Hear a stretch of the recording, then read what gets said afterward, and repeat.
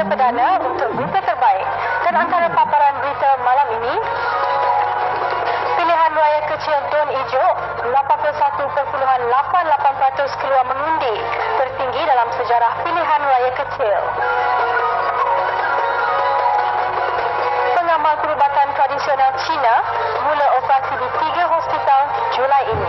Dan untuk berita penuh bersama Zaini dan Enet. Teruskan. Terima kasih Nazila. Assalamualaikum. Dan salam hibah.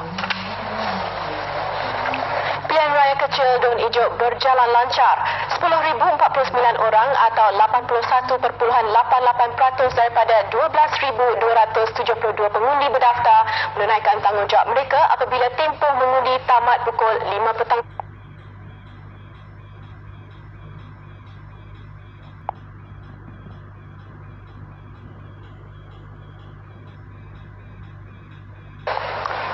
Terima kasih Bahtiar. Sementara itu proses pengundian sebelah pagi dicemari dengan insiden pergaduhan di beberapa pusat mengundi. Pengikut pembangkang bertindak menghalang